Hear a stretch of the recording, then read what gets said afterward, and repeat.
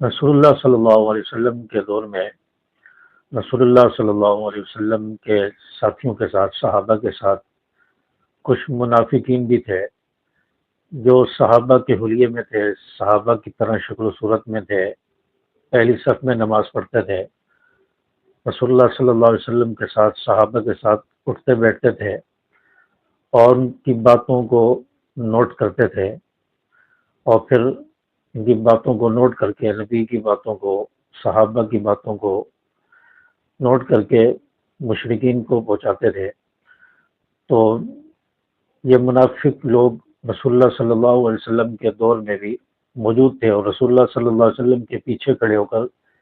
پہلی صف میں کھڑے ہو کر جماعت کے ساتھ نماز پڑھا کرتے تھے، لیکن تھے منافق، دل کے اندر منافقت تھی۔ تو اللہ تعالیٰ نے رسول اللہ صلی اللہ علیہ وسلم کو ایک دن بتایا کہ آپ کے پیچھے کھڑے ہونے والے فلاں فلاں لوگ، فلاں فلاں آدمی یہ منافق ہیں۔ آپ علیہ الصلوۃ والسلام نے فرمایا، یا اللہ، یہ تو میرے پیچھے کھڑے ہو کر نمازیں پڑھتے ہیں، یہ تو ہر وقت میرے ساتھ رہتے ہیں، باجماعت نمازیں پڑھتے ہیں۔ اللہ تعالیٰ نے فرمایا کہ پھر بھی یہ لوگ منافق ہیں۔ تو رسول اللہ صلی اللہ علیہ وسلم نے پھر اللہ تعالیٰ سے فرمایا کہ یا اللہ، ان کو میں کیسے چیک کروں، ان کو پرکھنے کا طریقہ کیا ہے؟ تو اللہ تعالیٰ نے وہ طریقہ بھی بتایا کہ منافقین کو پرکھنے کا طریقہ کیا ہے۔ تو یہ منافقت ہوتی کیا ہے؟ منافقت یہ ہوتی ہے کہ ایک شخص کے ساتھ انسان ہے، اس کی محبت کے دم بھرتا ہے، اس کے ساتھ رہتا ہے، اٹھتا بیٹھتا ہے، کہتا ہے کہ میں آپ کا دوست ہوں، آپ کا جانی اور جگری دوست ہوں، یہ کہتا ہے، لیکن وہ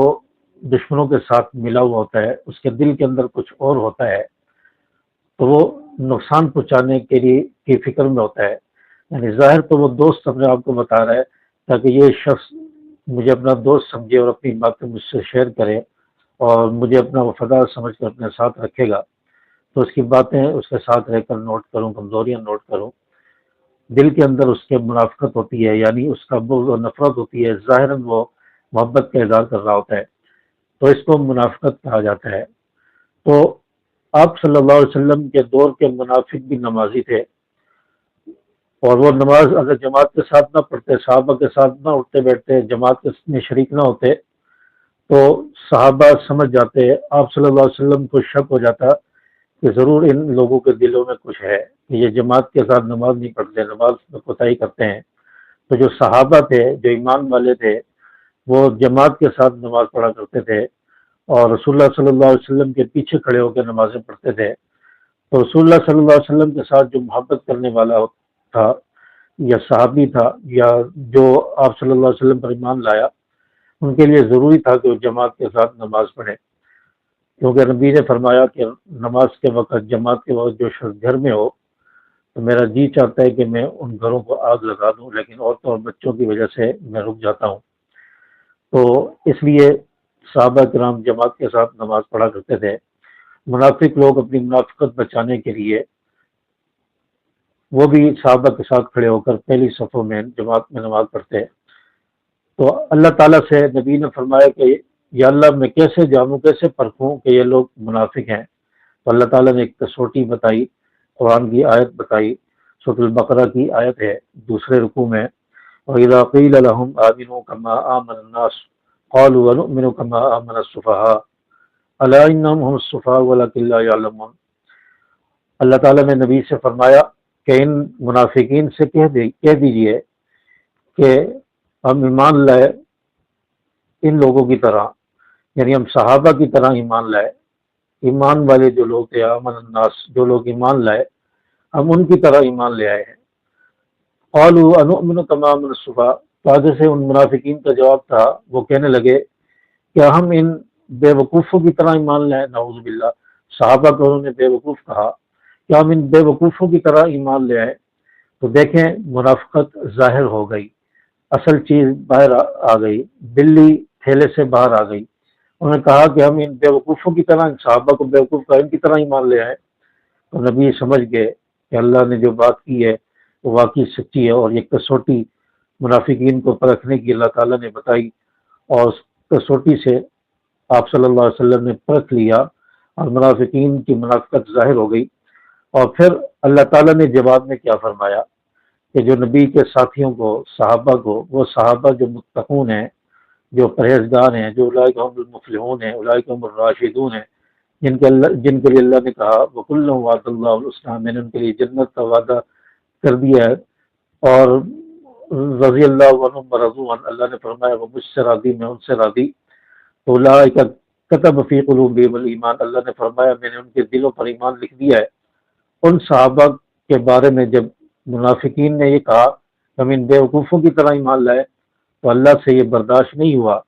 کہ وہ میرے صحابہ کو کوئی بیوقوف کہے۔ اللہ نے فوراً جواب دیا الا انہم هم السفہاء، یہ لوگ، یہ منافق خود بیوقوف ہیں، یہ بیوقوف ہیں، یہ گمراہ ہیں۔ رسول اللہ صلی اللہ علیہ وسلم کے ساتھی صحابہ وہ سچے ہیں، اولئک هم المؤمنون حقا، پکے سچے مومن ہیں، یہ لوگ بیوقوف ہیں جو یہ بات کر رہے ہیں، ولکن لا یعلمون، لیکن یہ لوگ جانتے نہیں ہیں۔ تو منافقت کو پرکھنے کے لیے یہ نشانی بتائی ہے اللہ تعالیٰ نے، اور رسول اللہ صلی اللہ علیہ وسلم نے اس نشانی کے ذریعے منافقین کی منافقت کو جو ہے پکڑا، اور ان کی منافقت عیاں ہو گئی، صحابہ کرام کے سامنے ان کی منافقت ظاہر ہو گئی، اور یہ وہ لوگ تھے جو رسول اللہ صلی اللہ علیہ وسلم کے ساتھ کھڑے ہو کر نمازیں پڑھتے تھے، عتبہ، شیبہ اور جیسے لوگ تھے، اور دل کے اندر منافقت تھی۔ تو یہ منافقت یہ ہر دور، ہر جگہ ہوتی ہے، ہر دور میں ہوتی ہے، ہر آدمی کے ساتھ کوئی نہ کوئی ایسا شخص ہوتا ہے